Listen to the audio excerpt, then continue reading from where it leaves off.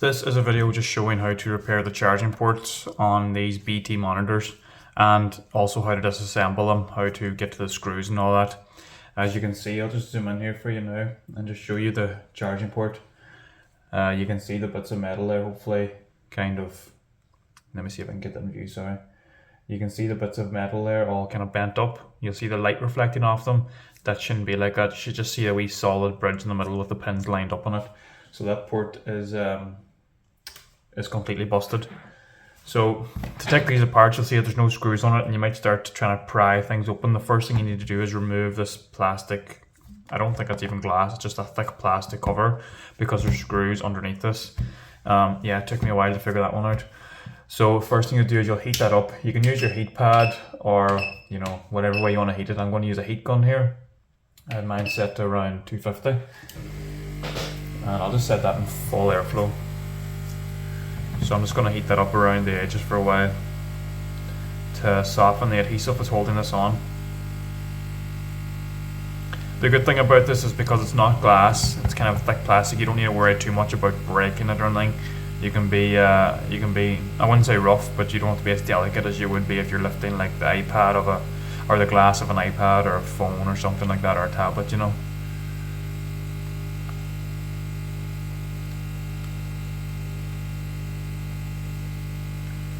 I try to avoid using isopropyl alcohol as well to lift these because there's a chance it can seep into the screen and then it'll cause some watermarks and that. You can have some success drying it out, but I just would rather not go through that process. So I just stick to the heat.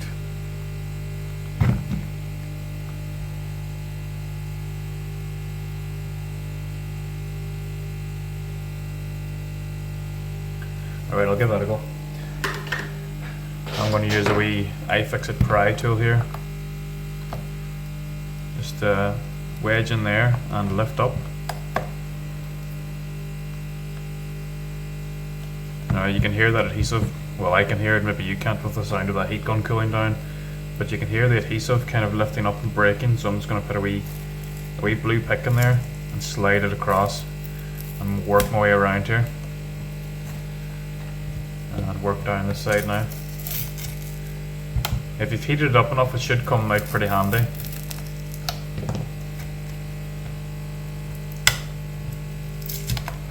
So there we go, that's that off. And we'll just reuse that adhesive again at the end, so we'll keep that away from dirt and stop anything sticking to it. So this is the screw holes here. There's 4 Phillips 0 or Phillips 1 maybe. I'll try Phillips 0. Yeah, that's done the trick.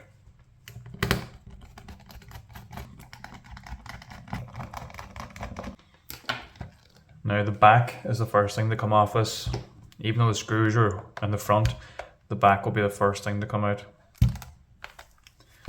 So again, you just need to find a point to pry it. And yeah, now you pry it and try and work your way around to work the clips, because you'll see there's a few clips here and, you know, all around holding it in.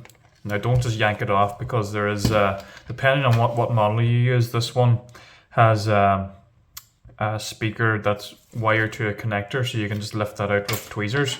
But there is certain models of this that have the speaker hardwired to the board, so you can just desolder that. But this one's handy, you can just unclip it. And you'll find models as well that have a Wi-Fi antenna here, or some sort of antenna, wireless antenna, and that'll be also connected to the board, so you have to desolder the antenna from the board just to get the back away. And then the next thing you want to do is just pry out this battery. It's stuck down with adhesive, so it can be kind of tough to get out.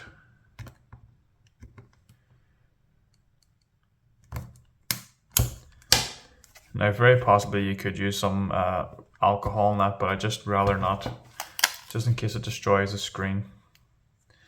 So let me see here, what's the best way to get this out?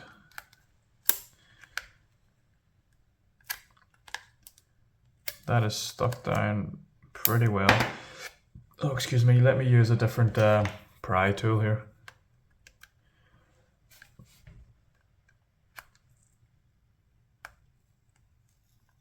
There we go. That's it now. This iFixit tool was just a bit too flimsy for it. Now when prying this up, you don't need to keep pushing it. Once you lift it a bit and you can hear the adhesive tearing, just let it do its work. You don't want to lift it up too much and damage the battery or damage the board. So you'll see there was 2 strips of adhesive there. So if you are careful, you could have ran some alcohol under those 2 parts, but we got it out anyway. Now there's screws again, 4 more screws on this purple or pink frame around it. So Phillips 0 screwdriver again.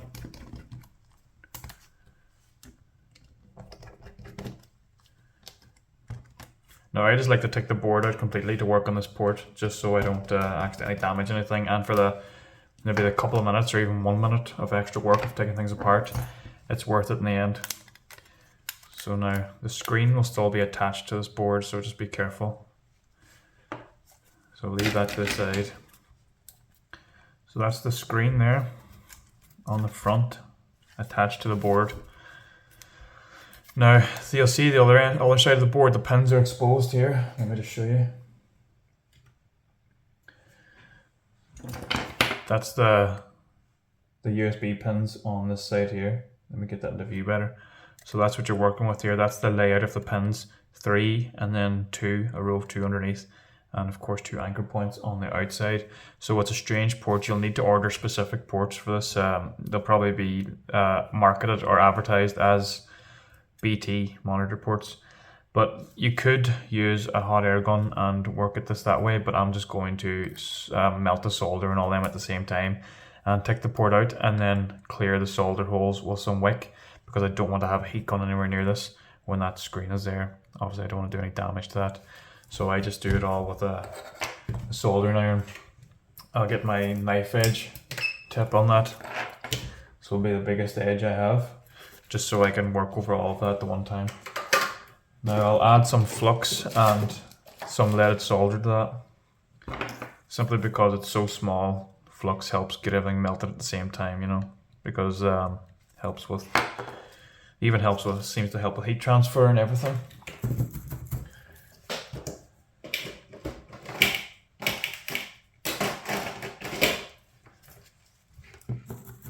I'm just going to turn on my fume extractor here.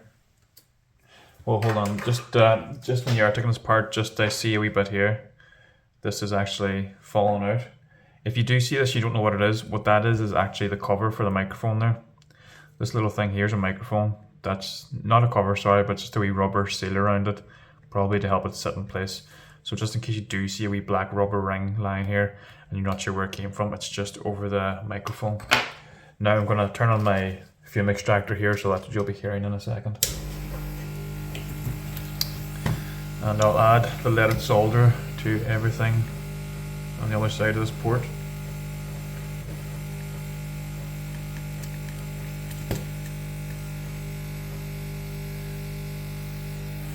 Now I'll get my tweezers and grab that. Well, sorry, that port's actually fallen out just simply by melting all the solder, so that's even better. I won't have to grab it and try and yank it out. So that's the old port out. Now I'll just add flux to this side and try and wick away that solder.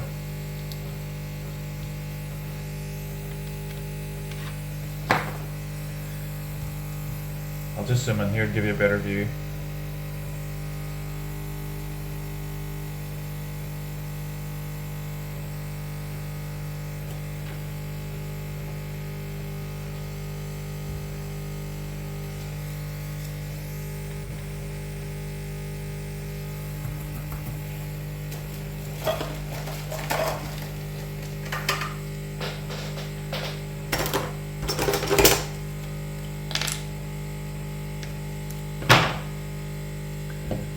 Going to add a little bit more flux.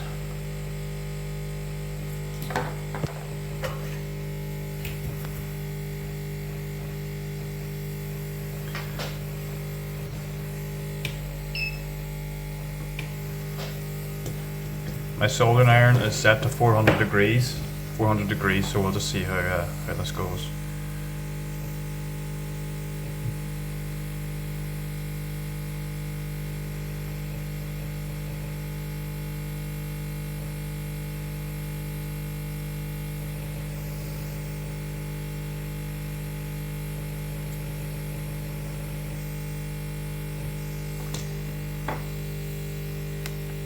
Now I think that's wicked away the anchor points, but not the USB pins themselves. Let me just test.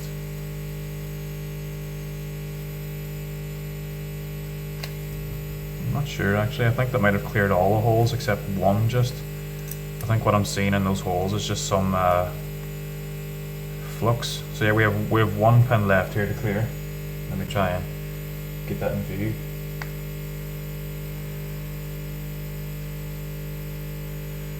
This one pin here, the one I'm pointing at, is the only one with solder left, so that's the last one to clear. So I'll just go over that again here.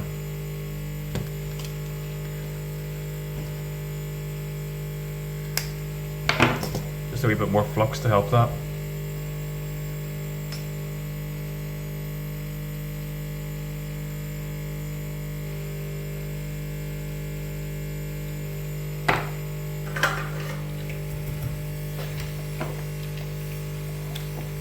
And once more with filling.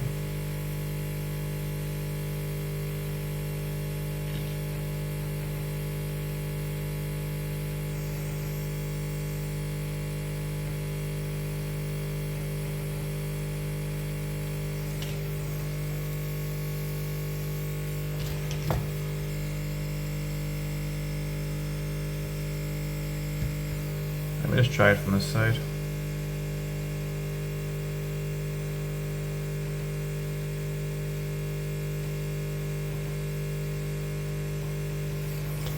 Okay, so that pin's not playing ball, but you know what, we might not need to clear it. When I'm putting a new port in, if I just hold the soldering iron over that, it should melt that one bit of solder and let the port in anyway.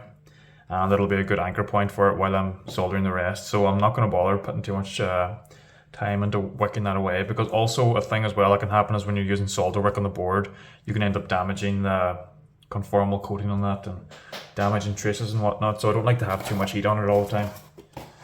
So I'm going to clean the area up now and install the new port. And I'll just zoom back out there just so you can have a better view of everything.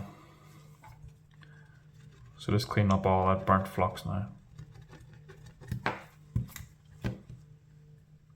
This is just a cotton pad, or a cotton bud, sorry, with isopropyl alcohol. Alright, I'll get the new port and I'll show you what that looks like. Now I think this is the BT6000 model, so if you search that on eBay or online, you should get these USB ports here, the replacement ones. You can see it's got the same pin out in the bottom, the row of 3 and then the row of 5 and the 2 anchor points on the outside. So I'm going to put that in now and we'll solder that new port on.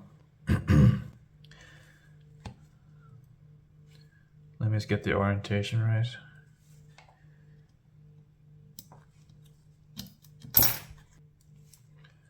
I'm going to see if I can clear that hole a wee bit actually, because it's just making things a bit awkward. Let me see here. I don't want to force my tweezers in there, otherwise I might end up tearing the trace it's connected to, but I just want to see if I can do something here. Yeah, I think that's actually cleared it enough for me to maybe get this port in.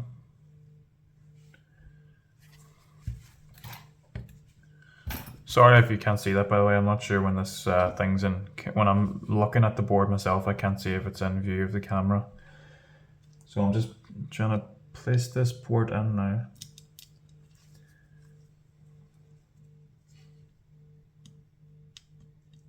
Yeah, so that's the new port in there now. You see the pins showing up on the outside there. Now, I just need to keep that tight like that and solder one of those anchor points, and then that'll hold it in place while I do the rest.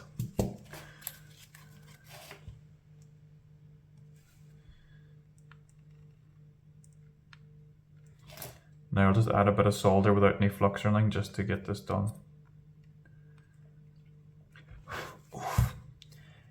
Even just touching that anchor point with a soldering iron, the heat just transferred through the port and nearly burnt my finger.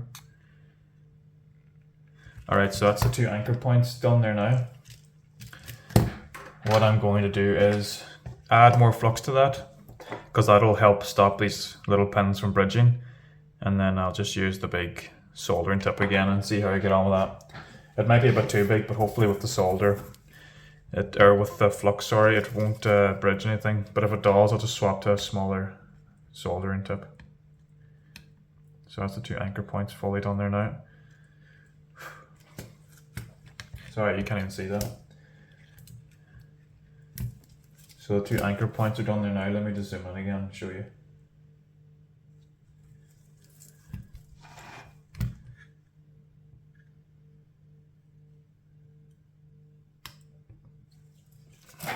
So the 2 anchor points are soldered. Now I'll try and solder all these without them bridging.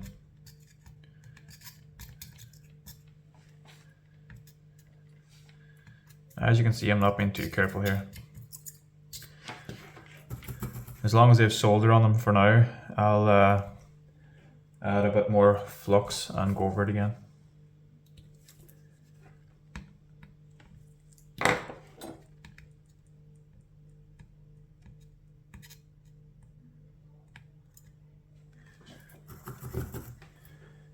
Now you know what, that looks alright actually.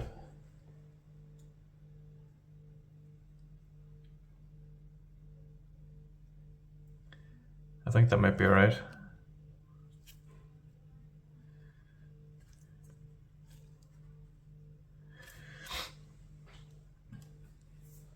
So I'm just going to clean that now and put this all back together.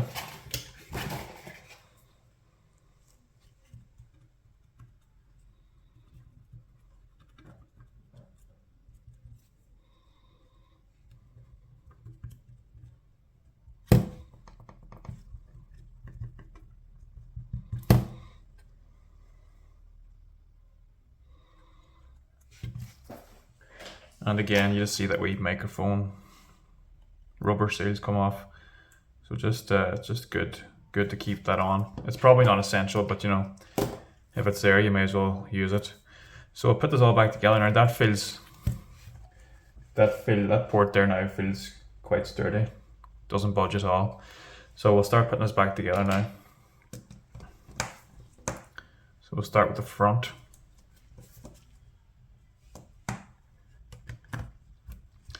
And the next thing to go on was this pink frame or purple frame.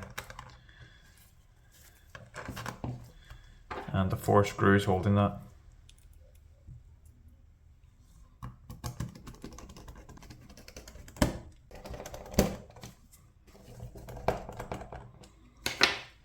Now we can put this battery back in as well actually. And reattach the speaker connector.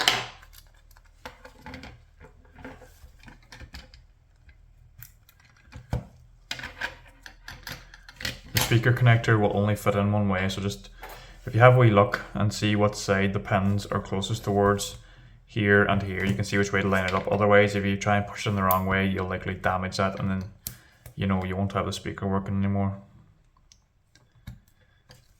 And then clip that back down. Now at this point now we can just test this. Just to see if everything worked out alright.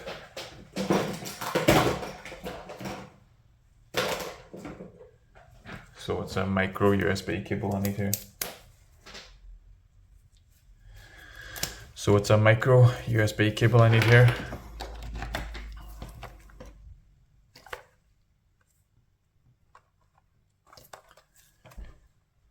Yeah, you can see already it's sticking a charge.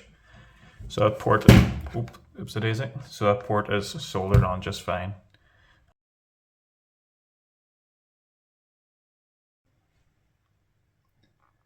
You'll see that it's just tiny bit to the side, or to the top rather, pointing towards that USB symbol here.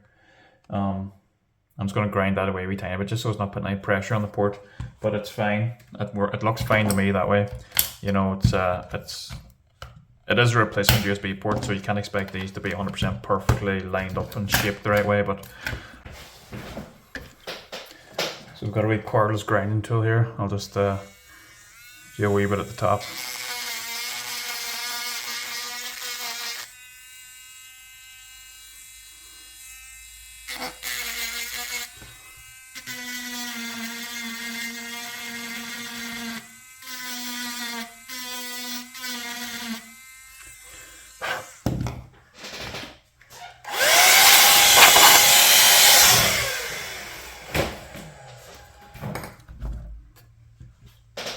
So we can see what that looks like this time.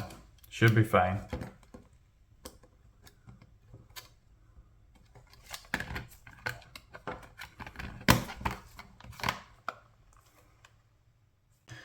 You can see it's lined up a bit better now. Let me zoom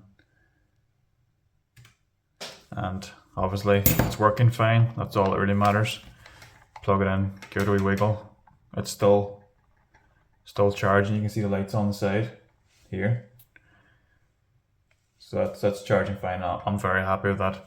That's completely done there now. So now that's all clipped back in, I'm going to give a screen just a wee quick wipe. Obviously, because I think I got maybe fingerprints in that a little bit.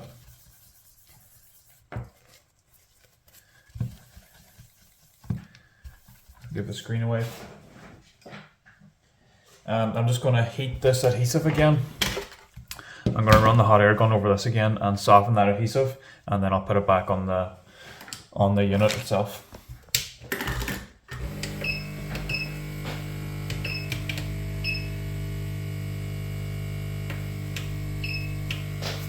Oh, sorry.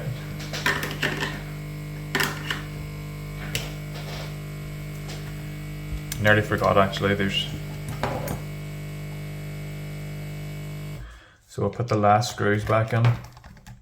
These 4 hidden screws.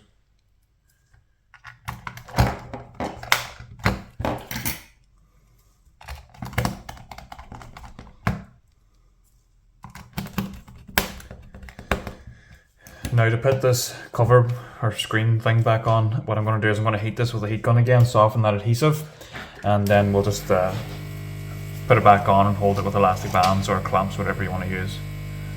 So I'm just going to run the heater over this just to make that nice and sticky again.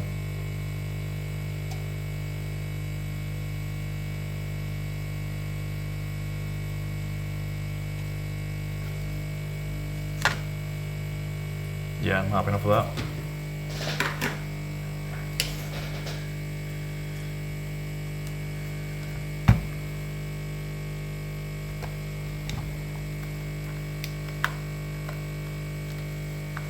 No, it's stuck on good there. It doesn't even need to be held in with elastic or adhesive or elastic or clamp, sorry. So what I'm going to do is I'm just going to put this on a charge for a while now, and then I'll let the customer know it's ready to be returned. So yeah, that's how you change the charging port on a BT. This model is 6000, but they're all pretty similar. If they look like a style of baby monitor, then they're all pretty similar. You just might need a different port because some of them, the pins are going down to the board like that, and some of them, even though the port is standing up, the pins go out the side.